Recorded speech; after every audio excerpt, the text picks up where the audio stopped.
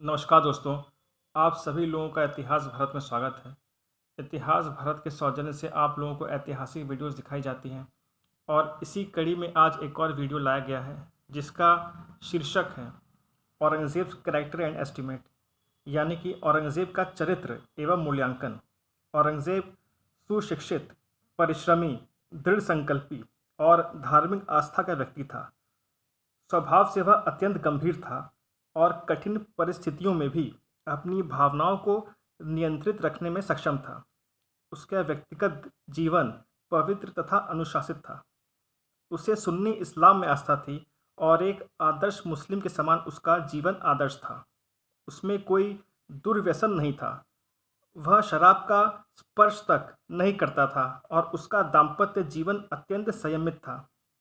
इस्लाम का उसने गंभीर अध्ययन किया था और धार्मिक व्यक्तियों की संगत करता था। वह फारसी का विद्वान था तथा तुर्की और हिंदी को धारा प्रवाह बोल सकता था। वह धैर्यवान तथा साहसी था। उसमें एक योग्य सैनिक के समस्त गुण थे और सेनापति के रूप में वह शाहजहां के पुत्रों में सर्वश्रेष्ठ था। सैनिक गुणों के लिए उसकी बाबर और अकबर से तुलना की जा सकती थी। खाफी खां लिखता है कि तैमूर के वंशजों में ही नहीं वरन सिकंदर लोदी के पश्चात दिल्ली के सभी शासकों में ऐसा कोई नहीं हुआ जिसमें इतनी धार्मिकता, शक्ति और न्याय की भावना होती। लेकिन एक शासक के रूप में वह असफल हो गया। खाफी खां लिखता है कि प्रत्येक योजना जो उसने बनाई निरर्थक सिद्ध हुई और प्रत्येक काम जो उसने अपने हाथ में लिया देर में कार्यान्वित हुई और अंत में असफल हुई। उसके चरित्र में दो दोष थे।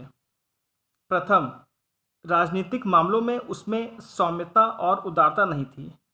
वह प्रत्येक अवस्था में विजयी होना चाहता था।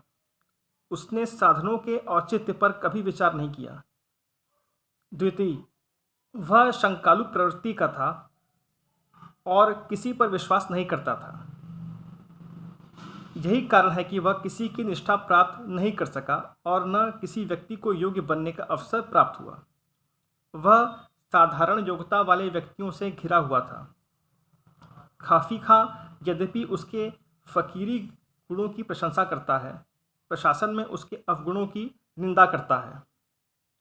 लेनपूल ने लिखा है कि व्यक्ति के रूप में उसमें जो गुण थे, शासक के रूप में वही अवगुण बन गए थे।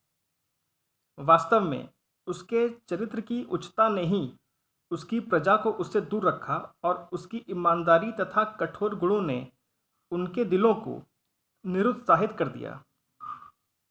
औरंगज़ेब की धार्मिक संकीर्णता ही असफलता का सबसे बड़ा कारण था।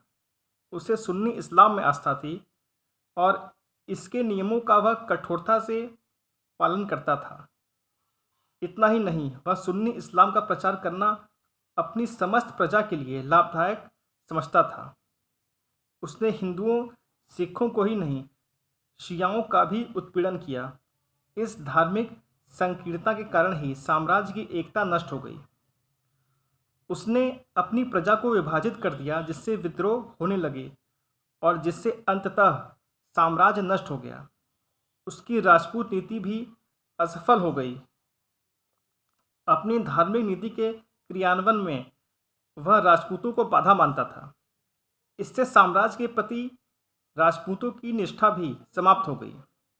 Professor S.R. शर्मा लिखते हैं कि यदि औरंगज़ेब का दृष्टिकोण अपने पूर्वजों के समान ही समन्वयवादी और उदार होता तो वह साम्राज्य की नींव को खोखला करने की अपेक्षा उसे और भी अधिक दृढ़ कर जाता। एक राजनीतिज्ञ, प्रशासक तथा विजेता के रूप में वह असफल हो गया। उसने कुटिलता को राजनीति समझा जिससे साम्राज्य की एकता नष्ट हुई। प्रशासक के रूप में वह स्वयं को सुन्नी मुसलमानों का शासक मानता था। वह गैर मुस्लिमों से घृणा करता था, अतः उसके प्रशासन का आधार ही घृणा और विद्वेष था। उसने पूरी शक्ति दक्षिण विजय में लगा दी, लेकिन वह दक्षिण को नहीं जीत पाया। विंसेंट स्मिथ लिखते हैं कि जब शासक के रूप में उसका परीक्षण किया जाएगा तो असफल ही घोषित करना पड़ेगा। प्रोफेसर जदुनाथ सरकार का मूल्यांकन इस प्रकार है कि इस प्रकार का शासक राजनीतिज्ञ नहीं कहा जा सकता। राजा की हैसियत से वह नितांत असफल रहा। उसने सच्चे राजत्व का सिद्धांत के बिना महान प्रजा के महान साम्राज्य नहीं हो सकता कभी नहीं सीखा। उसमें कोई ऐसा गुण नहीं है जिससे भावी संतान उसकी गणना महान सम्राटों में कर सके।